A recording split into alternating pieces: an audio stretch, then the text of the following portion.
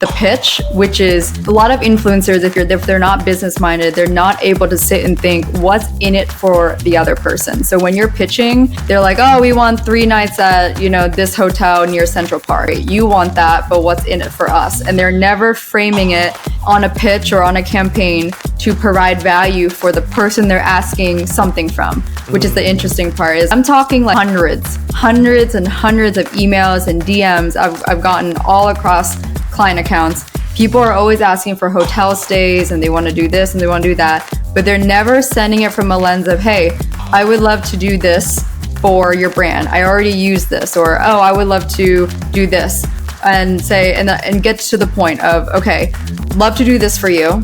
I already love these products or would love to use these products. Give me an email to reach out to.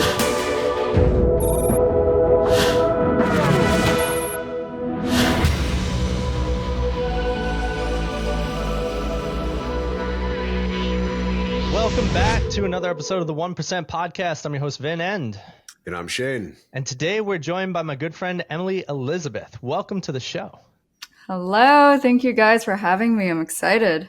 Yeah, I can't wait. Well, here's a little fun fact of for the listeners of how we met, actually.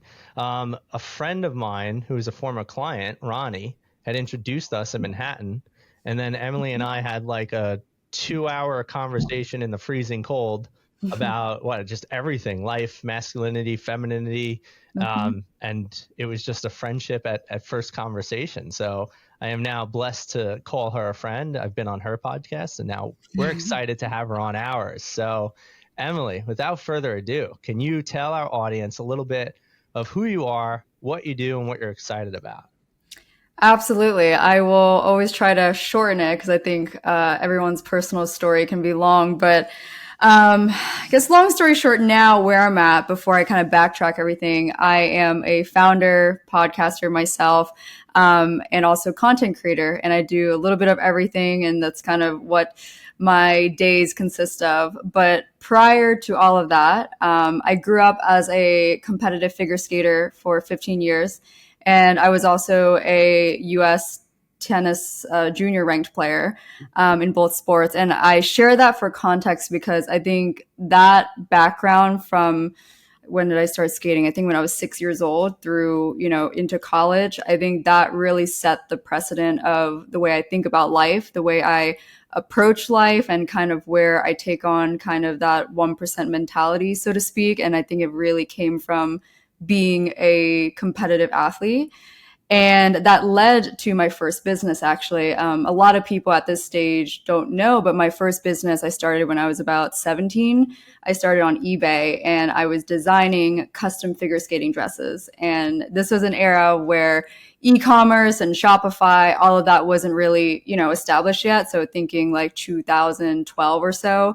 And so I was selling these custom dresses on eBay that were made to order items, and it was doing really well because it's a very niche business. The industry is very niche, and I am the end consumer. I was, a 16, 17-year-old girl. I knew how parents thought. I knew how skaters thought. And I was also utilizing social media at the time to push the brand. It was called Elite Skatewear. It's still around, but I just don't talk about it or promote it. And certainly not really something I have focused my energy on over the past few years. I definitely started to step away from it. But because the industry is very repetitive, repeat customers, that it's such a niche sport, it is, frequent that I'll have return customers and will still fulfill those orders, but no longer something I do as a big focus. But in that process, through college, I learned how to bring it into stores. So in the figure skating world, it's called pro shops. And I remember I was a junior in college. I was really determined. I had also gotten broken up with 6 months prior. So I decided to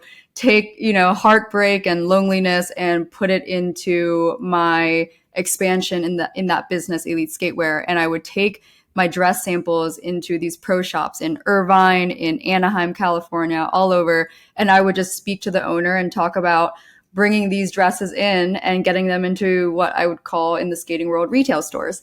And I had no idea what I was doing, but that led me to kind of naturally learn sales. It led me to naturally learn how to do D2C and of course retail. And then over the years, I realized that I didn't love doing a product business. And so that was why I started to shift away.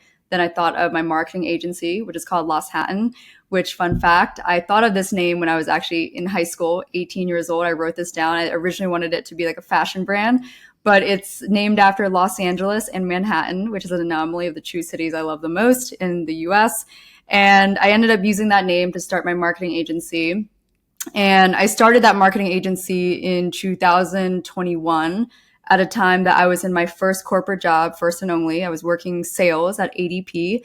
And I realized that I was over it. And it was, I had outgrown working in corporate sales, but huge, skills that I learned in that job that enabled me to be a better entrepreneur. I was so well equipped. I knew sales. Getting no's was never something scary to me because I was foot prospecting in heels in Orange County, California. And I'd go into these business owners' stores and I'm selling payroll. Like ADP is a payroll software company. And I was selling this software to a bunch of different business owners, S Corps, entrepreneurs, dentist office. It didn't matter. But anyways, that was my corporate experience that led into me starting my marketing agency. And social media as a whole was something I was doing throughout college for fun. I was trying to be, back in the day, it wasn't really called influencer, but I wanted to be a content creator throughout college. When you live in California and some of your friends are YouTubers and, those people, it's a big space in California. I was like, oh, I could do that too. So I started doing that in college, did it as a hobby, started getting collaborations and brand partnerships. And then, as with a lot of things, you stick to something for a couple of years, you get really good at it and you can more or less make a living out of it. So that's kind of what has led me to where I'm at now, career-wise and personal life. There's a question I forgot. Did you tell me, do you also speak Russian or you just understand it? I do. I speak some Russian, and I do because my figure skating coaches used to speak it to me. They were from Soviet Union, and it's kind of like Spanglish, right? So for them, it's like Russian English. Their English was so broken that I was 7 years old, and they're like, fuck it. She'll just learn our language. And I would learn the customs of how an Eastern European woman would act and talk and the way she would say things. So when I would speak Russian, I would actually speak it with like that dialect and that accent as I do with like Vietnamese, which is sometimes what I speak with my parents. So, yeah. Who originally drove you to be the way that you are today? I mean, even at 6 and to continue what you were doing, for over a decade, like who was that original foundation for you? And like now in today's day and age, what motivates you? Yeah, so I'd say two things. I think it was my parents. Interestingly, a lot of people ask me, did I have stereotypical Asian parents? And I'd say they were kind of in the middle. They didn't force me in any strict way. And I look back and now that I'm grown up, I see that some kids did grow up with more strict parents. And I think mine just wanted me to have every opportunity to try anything I want. And they tried their best to be able to afford to give me those opportunities. So I think it was them kind of pushing me in the non-American way compared to some of my American friends, but also an element that I didn't think about until actually my friend Ronnie brought to me is, thinking about the impact of having an older brother. He's about 7.5 years older than me, and thinking about the impact of him and what he wanted to do and how that might have shifted my trajectory. So I remember I used to get entrepreneur magazines delivered back in the day when we actually got magazine subscriptions. And it was because of my brother. He was into app development. He definitely wanted to be, like a tech entrepreneur. That's definitely his space. And I remember I was 10 years old and he's 17 or 18. And I would see this stuff as a 10-year-old. So I'm like, oh, wait, I want to do that too. And I would be slightly competitive because my brother played Division I tennis, and he would also train me in tennis. And so I think I grew up almost like wanting to compete with my brother in a positive way. Like I was like, oh, he can do that. Well, I can do that just as better, maybe even better. So that was a big push. But I think both my parents and my brother, and when it comes to what motivates me today, I've only shared this a few times, but something I look back on in my life was when I was about 16 years old. and maybe 2 years before that, my parents started to take my training seriously in figure skating, and they helped me go get training at University of Delaware, which is a big training hub on the East Coast, especially the Northeast. It's either New Jersey, New York, or University of Delaware, because that's where the coaches were, like Olympic coaches. And so I would train there every weekend.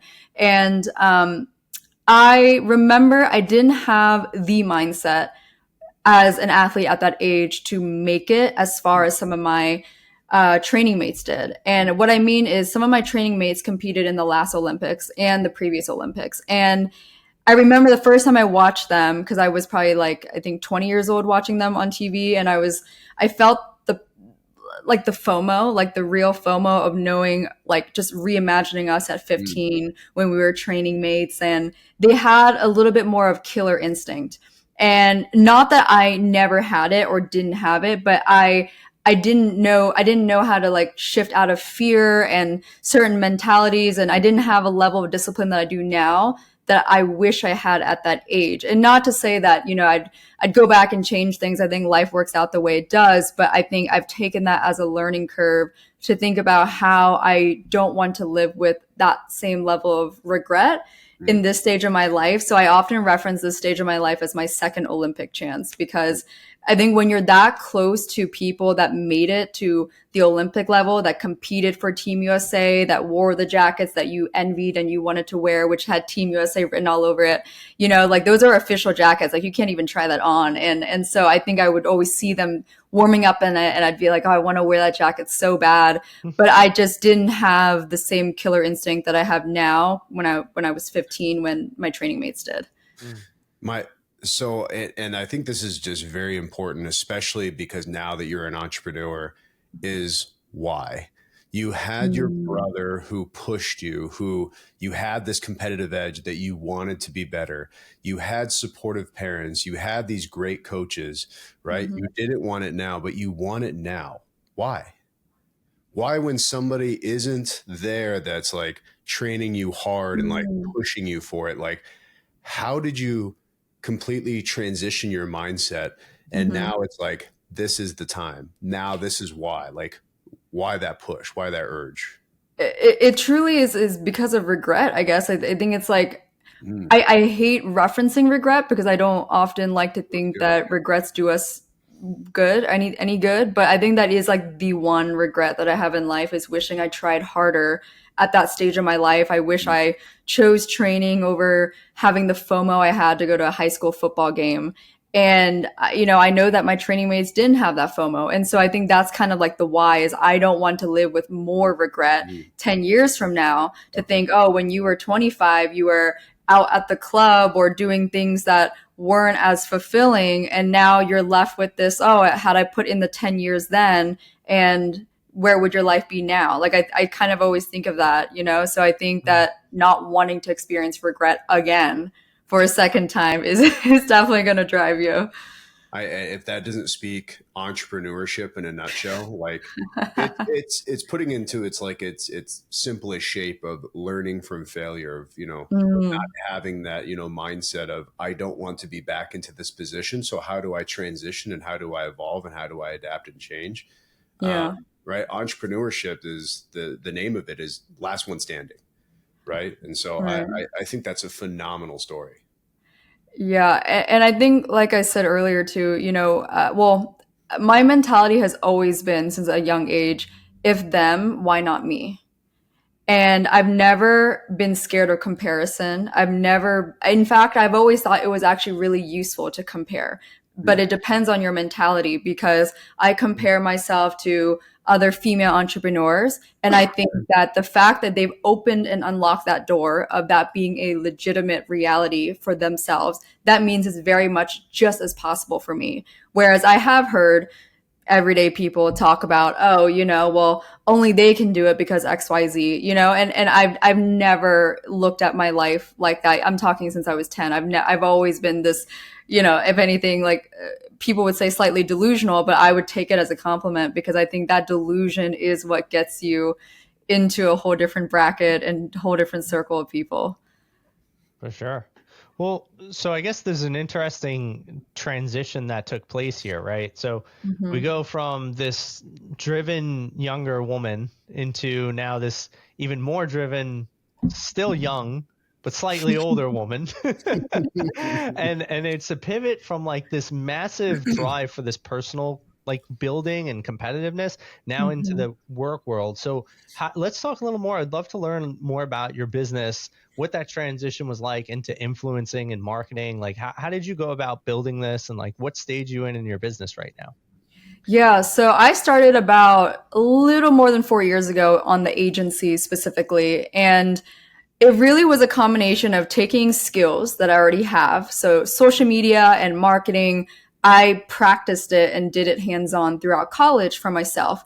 And I knew that I have always had a knack for business and understanding the mindset of if I'm going to serve a client, what do they actually need and want, right? And how do I make their life easier, as my dad would say? Or how do I solve the problems that keep them up at night? That's something that I would actually always frame things when I first started. And so I think I just put it to the test, right? Everyone's always asked me, how'd you start? How'd you do it? I said, I experienced with cold sales, or I'm sorry, like cold calling or cold pitching. I would email, I'm talking hundreds of random clients at the time, or prospects rather, and I would just pitch them. I would tell them what we would do differently, where their social media is currently at.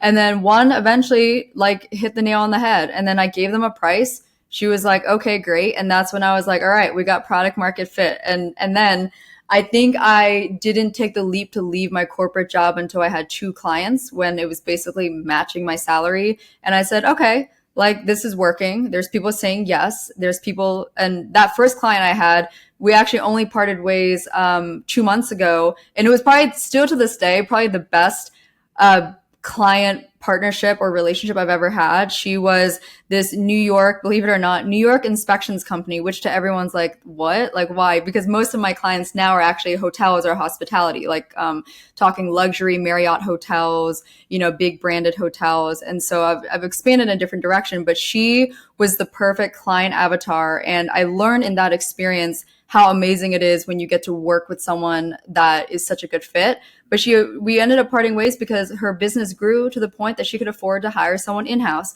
And it was just so nice to be able to be along that ride with a client. And she had no idea that she was my first client. Of course, I was acting like I had done it for a while when I reached out to her, but it was really cool. And I think that's just how I started. And then I think I always knew that it might not be the end game, that like my marketing agency might not be the thing that I do for 10 years, because I remember I would talk about it with some entrepreneur friends, and I would think about what does long term look like, right? Like scaling and having a team. And I knew that wasn't what I wanted to do, but I knew like someone I really liked from Shark Tank, Barbara Corcoran, would always say, like, one of the best things you can do for yourself is take something you're really good at and learn how to monetize and make money off of that. And I think that's quite literally what my agency Mm-hmm. served for me. It's not something it's not rocket science for me, but I'm also very savvy, very good at it. And I do have a very tiny team now. I have two girls, and they're both remote. One's in California, one's actually in Amsterdam at the moment. But it's been a great journey. And I think that my knowledge as an influencer has also played a big role in the success, because something that we do for a lot of clients is actually handling influencer partnerships, especially at hotels. So you get to see, those influencers that travel and clearly stay at these hotels for free, all of that. For our hotels, that's part of a service that we offer, like an add-on. Like if they, besides like social media management, we also do influencer partnerships and activations, things like that. Mm. And it's so awesome to be able to understand the lens of what to expect from an influencer, because I am one myself, and also what a business wants. So I'm seeing it from the lens of influencer, and also behind the scenes of like the business management, like the owners or the GM of the hotel. What do they expect to kind of receive from this influencer? And I think that's been a huge value add as on the agency side, because a lot of agencies, they kind of only know from the business lens, Mm. not being able to understand the shoes of a content creator or an influencer. It's just a very unique like mashup of the two. Like Mhm. it makes so much sense that it's actually surprising that more people aren't doing this. Yeah. But it's such a powerful value add to combine those. Why do you, I mean, I don't know, maybe I don't even know the industry, but I feel like you're the only person I know that actually does like this hybrid. Why do you think Mhm. other people aren't really doing hybrids like this? Or do you have any idea, or am I wrong? I don't know. Yeah, yeah. Great question. I've always had my own theory on it because I have a lot of friends that are full-time influencers. I've also seen the pros and cons of that, and I've also had a lot of friends that are just, or just entrepreneur friends rather, that just run agencies, right? Mm, And I think I had to accept that number one, I'm a multifaceted person, and rather than trying to push one aside and kind of focus on one, I think I decided to leave that door open to embrace both and then pivot mm, if and when that time comes, right? I think with influencers specifically, because I started as like a content creator in college, and that was what I started with before the agency. I notice it's really hard to come across an influencer that knows how to do business. And like running an agency is a business, working with clients is a business. And that's where you need a business mind, not mm, a creative, influencer kind of freelancer mind, because that takes a different skill set. It takes different soft skills. It takes different tenacity just to handle, shitty clients, as even you kind of know behind the scenes. So it takes a real business minded person to know how to do both. And I rarely see, an influencer that can handle that, or vice versa, an agency owner that knows how to tap into, like for example, when I travel, and I don't say this as a brag, but it's been a really cool experience. I have barely 10K followers, but 90% of the time, if I travel, I often stay at hotels for free. And I know exactly how to pitch them. I know exactly what they're looking for. And I've been doing that since college when I had 5K followers. So I think I learned that instead of giving up one or the other, just to kind of take advantage of the different opportunities that each part of my career, so to speak, gets to bring me. I Man, love it. I have also never heard of a marketing company like you, and my mind just runs an amazing muck. So, I used to have a marketing agency. That was my full time career with my business partner. At the Mhm. time, we ran it for 5 years. We got it Mhm. up to, 50, 60,000 a month, and was terrible. It was absolutely terrible. And the reason why it was terrible is because what we would do for one client, let's say it was a plumbing client, Mhm. we couldn't emulate those same tactics, even if it was a competitor client that we just got that was 30 Mhm. miles away. And it's like scratching your head, like, why? Why doesn't Mhm. this work? Why can't we copy and paste? Why do we have to come up with something new? Mm, Mhm. Influencer marketing in today's day and age, and I've spoken about this on the podcast multiple times, is the way of the future. The reason why is people who follow you, people who you've already built this know, like, and trust factor with them. So if Mhm. you go and saying, this is an amazing hotel, I'm having the best time of my life, I just had probably one of the best coffees that I've had here in New York, people are going to save that. And this is Mhm. why people are paying you money to say these kind of things, because Mhm. they want people who know, like, and trust you, the Yeah. audience, so they can come back. It's Yeah. This is the name of the game. This is Yeah. why companies, especially like me, I'm trying to put a face on my business, because I've never done that. I felt like I was too late to the game. I never needed to put my face to promote my business because I never had to, right? Mm. But this is the future. I don't think this is going anywhere. Mhm. Facebook ads, SEO, that's going to be gone. The way Mhm. that AI is taking over and the way that you can transition things just with SEO and PPC and things like that, you Mhm. won't need agencies anymore. It's the name of the game. I know Mhm. tons of people in marketing that are like, oh, now what do we need to do? Mhm. Yours isn't going to go anywhere. I think you Mhm. need to double down on that side. I think the influencer aspect of it, that's where it's all going to go. And bringing other Mhm. influencers in, that's a Mhm. huge portion to it. Um, Anyways, I didn't really have just a solid question towards this. I just wanted to tell my story and how I hated the marketing aspect. And I love that you completely changing it up. I think that's going to stand true till at least another 20 years and see where technology takes us from there. Totally. And to your point on like having access to influencers, like that's been a huge value add being here, especially in New York. A lot of my clients are either in California or New York, but predominantly New York. That was a target I wanted. I love being in person when I get to meet clients in person because I'm already like at home almost all the time, or I work remotely all the time. So that for me is like my form of, all right, I get to be in office or with people today. Mm. And what I've noticed is that, again, a lot of people in these positions of marketing or whatever, they don't have access to like influencers. Like I could easily invite 20, 30, 50 influencers that I know personally and mass invite them to an event and these That's things huge. like that. And if it works on the other hand, like I am on the in with like a lot of these events and people like people that are kind of in my position where they run an agency and they need influencers to come. So it is nice when you are in a space, especially in my position being hybrid, in something that compounds. Like it kind of it doubles both ways. You know what I mean? So I think that's been something I've seen uniquely over the past year and a half. And of course, as content creation keeps growing and getting bigger, I've enjoyed it, and I've been just kind of staying on my toes to see if and when I need to pivot. The only thing that I'd like to add, and this is based off of the podcast that Ben and I have done and based off of people who have taken advantage of the situation, which I think is pretty much your time to shine right now. It's another element. The gear that you created when you were 16 and 17, people like that know, like, and trust factor, they buy products from people that know, like, and trust. I'm sure it's huge in your world with the actual influencer. TikTok shops, TikTok marketplace, Instagram lives, there's huge auction houses. They continue to buy from people they know, like, and trust. It doesn't matter if they can go somewhere else and purchase it for more money. You got me at the right time. I would love to have that. Yes, that may be something that you can get for clients, for products, for you and the influencers that you actually know. I think that would be a huge extra element they'd be able to do. I don't know if you're planning on doing any sort of product sales or any sort of push like that, but I would love to take advantage of the influencers that you currently have. And that's where people are buying right now. I mean, Culture Kicks, shout out to Culture Kicks, who's only been around for a couple of years and, you know, had almost an 8-figure evaluation for just their shoes. And they started out by reselling Nikes, right? And they kind of had the same thing without promoting or advertising, just reselling the actual shoes. And now they built their own shoe company.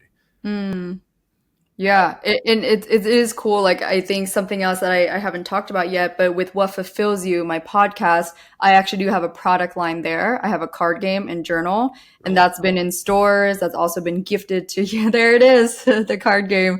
And it's a personal growth focused card game. A lot of people use it for journal prompts. There it is, the journal, What Fulfills You. I basically created what I wanted on my own, and you know, the classic, you solve your own problems type of thing. So you create it. And so, you know, I wanted an actually aesthetically pleasing journal, something minimal, something clean, easy to bring everywhere. It's black and gold. The card game, there's 100 questions I thought of when I was going through a breakup in college. And I just, you know, had such a turnaround. Yeah, the products. But yeah, that I've used my own influencer knowledge, my own influencer circle to, you know, send to people and gift. And, you know, again, I never ran ads. I never did that. I just, you know, personally, I was like, I don't think that I'm good at doing that, and I don't have the money to invest in that. And so I'm going to do what I know and give that a shot, which is all organic. I'm just paying for, you know, the landing costs of these products, plus of course shipping. And yeah, it was great. You know, I remember I once sent it to someone I personally knew, who, she wasn't on The Bachelor, but her now husband is a very, very big figure from The Bachelor show. And when she posted that they were playing and she had just a picture of it, I remember that evening I had like, I forget how many sales, but like obviously like quite a handful, like at least 20 sales or something. And I was just like, yeah, that's solid. She just posted on her story too. And of course I never asked her, you know, but she just, you know, I sent it to her. I'm like, hey, like would love you and Nick to play this. And yeah, it was cool. See, that's exactly what I'm talking about right there for influencer marketing. That's exactly why it's not going to go anywhere. That's awesome. I'm so glad to take advantage of it. Let's talk a little bit more about this, right? Because I think that we've had a lot of interesting people on the show. We've had some people who are actually influencers, but it seems like one of the biggest things that I think is a really big question still is, one, how do you become an influencer? And then on the other side, how do you sell yourself as an influencer? Like, how do you, I have almost 20,000 followers. How do I start reaching out to brands and getting paid? Like, you don't have to, this is a free consultation for me, everybody. She's been tricked and so have you. No, just kidding. But right, I think those are really good questions, because I've seen people who have phenomenal big followings and kind of brands built, and they're not generating revenue. They're not making money. I don't think they know how. Like, these are big questions. So can you answer some of these for us, or are we giving away too much of your sauce? No, for sure. I mean, I think this is, I love talking about this. I think one of the things that, again, when I look at why I've been able to, let's say, get a hotel collaboration at even when I was 7K followers or something, and someone at 20K followers or 30K followers like struggles, right? I think one of the big differences is, number one, the pitch, which is a lot of influencers, if they're not business minded, they're not able to sit and think what's in it for the other person. So when you're pitching, and I've received the pitches a lot too from the agency side, they're like, oh, we want 3 nights at, this hotel near Central Park. And I'm like, great, you want that, but what's in it for us? And they're never framing it on a pitch or on a campaign to provide value for the person they're asking something from, which is the interesting part. Is so many, and I'm talking like hundreds and hundreds of emails and DMs I've gotten all across client accounts. People are always asking for hotel stays, and they want to do this and they want to do that, but they're never sending it from a lens of, hey, I would love to do this for your brand. I already use this, or, oh, I would love to do this, and say, and get to the point of, okay, love to do this for you. I already love these products, or would love to use these products. Give me an email to reach out to. Like, that's kind of like the first portion. The second part is, if I'm sitting there evaluating, is this person worth working with? I kind of look at the holistic view of their content, their quality, what's most frequently posted. So kind of like the genres and the themes of their content, and also their actual engagement, right? So I always tell even the managements that I work with, because they're like, oh, well, this person only has 8K followers, right? And I tell them, yeah, pause. Because just because they have 8K followers doesn't mean that we should immediately write them off. Because if someone with 8K followers is using a beautiful Fujifilm camera, they clearly edit with these Lightroom presets, they have high quality imagery. Someone with 30K followers is not really editing much, and they're shooting it all on their phone, right?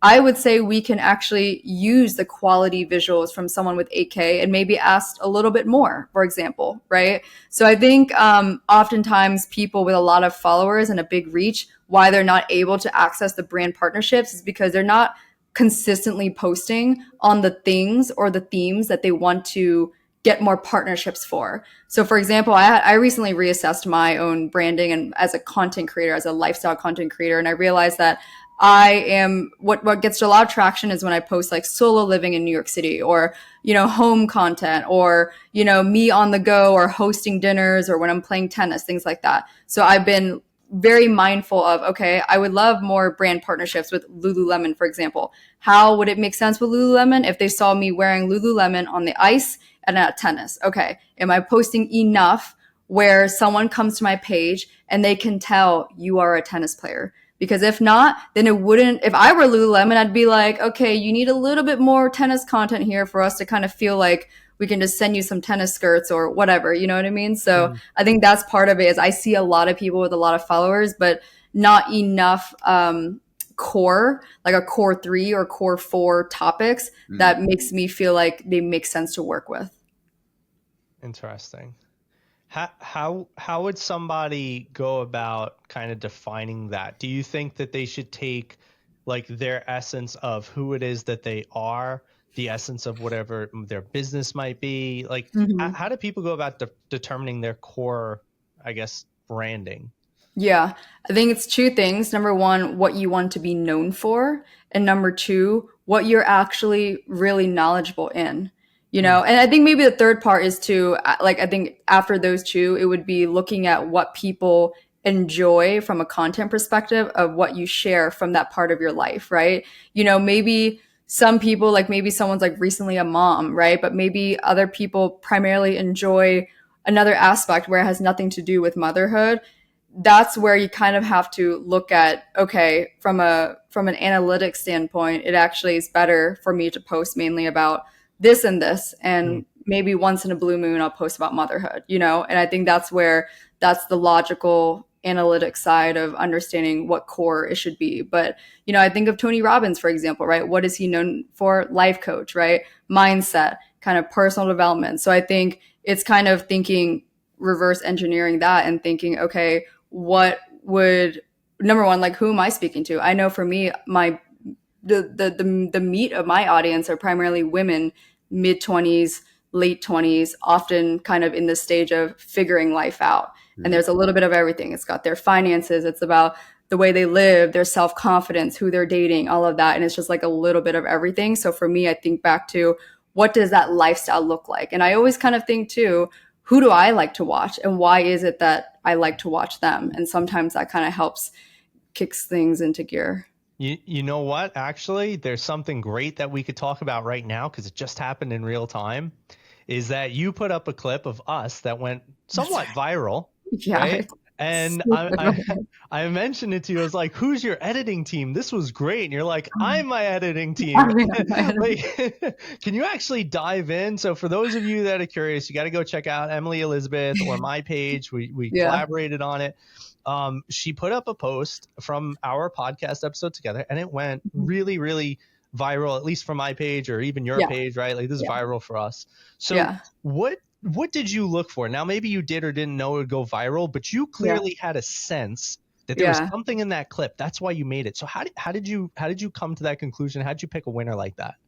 Yeah, it's what I do every time I listen, because I'm the only audio editor of my entire episode. And so when I listen back to the interview, I'll be listening and then I'll write down the timestamp of whatever I found interesting. And it's usually kind of coming back to me. I'm like, oh, I found that interesting. And I think the way I originally saw it was that I felt that the specific context of that clip was basically you sharing a story about a friend and he was dating some girl, and she just had a bit of insecurity, which I found to be true. And you also explicitly share and I like that part too, because in that moment you were explaining, I told my friend he doesn't need to talk to all these girls. And I'm like, see, that's a great also clip part, because I think it's great for women to see and hear that there are men with male friends that are telling them the right thing. So that was another part that I found as like a value add, because I share this with Vin too, but I've talked publicly, like, I have deep appreciation for men. I am very close to my dad. I have an older brother. So I've never been of the mentality of like, oh, I don't need a man, or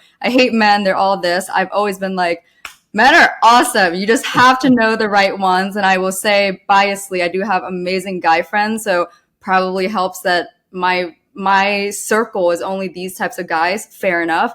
But that's the point, is I try to push that when I see a moment that I can expose that. So that was, I think, two things was that, I think it was you explaining a moment of how to maturely deal with insecurity and handle that. Because I think a lot of people, the comments speak for itself. They would have pointed fingers. It's exactly why it was the comments. Everyone in that comment section, unfortunately, predominantly women, were saying that man should do this. That man's a bad person. That man's not husband material. That man's whatever. And I think the amount of times both Vin and I had to reiterate in that clip and the comment is, that's what he already said. He doesn't need to talk to all these women. He's also not necessarily being flirtatious. And I was just saying in that comment too, like, same thing. If I had a male partner that, I play tennis regularly and I used to play college level. And so I am, yes, very high level. And unfortunately, no, not many women, because it's, it's a more male popular sport, unfortunately. But yes, a lot of people that can keep up with me today are guys. And so I can't imagine how I would feel if I had a partner that's like, hey, I don't really feel comfortable if you got to only play tennis with guys or women, right? And I'd be like, well, I played tennis with my brother. All my clinics I grew up were all, guys and girls. And so I think that would be an insecurity from a partner if they express that, right? But there's the nuance of like, you can still learn how to respect your relationship without crossing any boundaries while also living a normal life. And I think that's what I kind of could tell, like, could possibly be triggering. I honestly didn't think that clip was going to go viral. I thought the girl, I thought the daddy issues video would go more viral because of how controversial that like the framing. I titled it as like "Girl Dads Prevent Daddy Issues." I thought that would trigger people more, so but not as much. I guess I was one of these gotta like bite, but I thought the other one would bite more. That's it. We're preparing to trigger more people with podcast round 2. Yeah, it definitely was interesting to see the mutual triggering on both TikTok and Instagram for the same clip. I was like, okay, this is across the board triggering everyone, and everyone said the same thing. It's crazy. So that's a really good perspective. Like for all you guys listening and girls, God forbid I leave anyone out, but everybody listening, right? It's she had a strategy of how she was looking for content. Like she also, and to your truth that you just mentioned before about like understanding your brand. You know your audience, you know that like you appeal to women, you know that you like the topics around relationships and things like that. Like you were very genuine in your brand, I feel, when you picked that content and it performed well. And now like you can go out and you could say, hey, you know, I post content around relationships and relationship stuff goes viral on my page. And now you could land like other partnerships that maybe have to do with like couples games or couples retreats or couples this, because you've created the narrative and it's working for you. Totally. And like, yeah, to your point, it came naturally too, because I remember thinking, I wish more women could recognize that there are men out there that are great and are going to be very, how do you explain it? Like, you know, I think all of them have this idea that, oh, all their guy friends are saying one thing and all like girlfriends are saying another thing. And sometimes that is actually true. And I just have been very fortunate in my lifetime to have experienced what's more rare. And I think that's something I'm trying to expose more, which is you could be a little bit more level-headed and you know, I think empathetic really to other people if you had this nuanced experience, if you found more people that thought like this, that could give you advice like this, that could give you some input like this, rather than a circle of people. And this goes for my own girlfriends and guy friends, like people that keep trying to validate a belief that might not be fully accurate. So I think that in itself is something I stand by a lot. And I think that's probably what caught my eye. Love it. Shane, do you have any other questions for her? Because we're getting close to the end and I got to ask my final questions, but I know you've been sitting patiently. To be honest, it's more just comments. I just love what you're doing. And the fact that you do your own content too, eyes, ears, and brain. I mean, for a marketing company, that's very hard to find, especially with attaching it to something that I see is actually valuable, which is, you know, what you're associating with. You're doing an amazing job. I appreciate it. Thank you. I love it. I can't wait to follow. I'm not a 20 to, or late 20s female, but I love everything that you're following. I think I can actually learn something here. Thank you. Appreciate it. So, Emily, much like you have your question of what fulfills you on your podcast, on our podcast, we have a question because the name of our podcast is the 1%. And we are in the awareness that being a 1%er does not mean that you have to be a billionaire. There's a 1% version of everything in this world. And so we aim to figure out what people's versions of 1% are.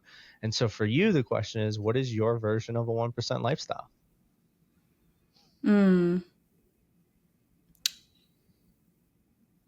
I'd say my version of a 1% lifestyle is a lifestyle that actually feels aligned to what you want and who you are. And I find that to be my definition, because I think that there is, unfortunately, kind of only the 1% that really get to say, kind of theme of my podcast, but it's like that this life fulfills them, that they're not just searching for the next vacation or for the next out of, you know, their week, their Monday through Friday. And so I think to me, a 1% life is actually the opposite, is that you get to look forward to each day because it is in true alignment with what you want and how you would actually want to live it. Love that. So here's my next question. I feel like this could go very well with what you just mentioned as your 1% life answer. But this question is, what is the best piece of advice that you've ever received? Okay. This one was the one that immediately came to mind. It was something along the lines of, I think I was in college when I was told this or heard this. It was something like, um, never take no for an answer, because if you're getting a no, you're asking the wrong person. And Hmm. I don't know if I would say it's like maybe the best, but just that was the first thing that came to mind. And I think I feel like that's the most relatable to kind of the topics we've talked about, because um, I think through life, one of the reasons that I've been able to get to where I am, and one of the reasons I have, this discipline and this kind of this drive, is because I didn't just give up after I heard the first no, right? I didn't give up like when a client said, "Oh no, sorry, it's out of budget," or "No, sorry, it's we're not looking for whatever." I didn't give up on actually keeping that going. Or, when I was trying to negotiate certain things, I think everything in life, I just really approach it with a level of tenacity of, I will find a way to do it. And even if I get no from this person or this thing, like there will be a yes, and there will be an open door another way. And I think a lot of people who are quote unquote outside of that 1% tend to actually just give up and just throw in the towel after like two no's. And I think that's what I'm kind of alluding to, is like that is usually the difference. I love it. And hopefully one of the questions on everybody's mind is, where can people find you? How can they connect with you and get to know you better? Yeah, so I am primarily on Instagram. You can find my personal Insta at Emily E. Duong, podcast Insta at What Fulfills You. The podcast is on all podcast platforms. What Fulfills You is the name. And yeah, that's about it. I think you can also reach out to me. My email, all of that is like in my Instagram bio. So if you really want to reach me, you can find me there. Awesome. Well, Emily, it was so great having you here today. We really appreciate you, and I appreciate all the wisdom that you dropped around this very unique hybrid of being an influencer and a marketer. And I'm hoping that people found it to be as valuable as we did. So thank you so much. Stick around for a minute after the show. I got one more thing to tell you. And guys, as always, like, share, follow, subscribe, comment. Let us know what you thought of the episode, and go connect with Emily. Go get this. Honestly, I opened up, I'm gonna shout her out too. Like, I was playing around with these cards. I haven't actually had a chance to play them yet, but they're really cool. Like, this is a game that will make you, your friends, and kind of everybody think a lot more Mm-hmm. about your life in such a unique way that you probably Mm-hmm. haven't ever done it. So I go get the damn card game. The journal is cool, but the card game is actually really awesome. Yeah, the card game is the star of the show for sure. It is. It is. I mean, listen, if you need a journal, this is great, but go get the card game regardless. Yeah. So, Amazing. thanks so much, Emily. Guys, as always, I'm your host, Vin, and And I'm Shane. that was Emily. See you, everybody. Bye, guys.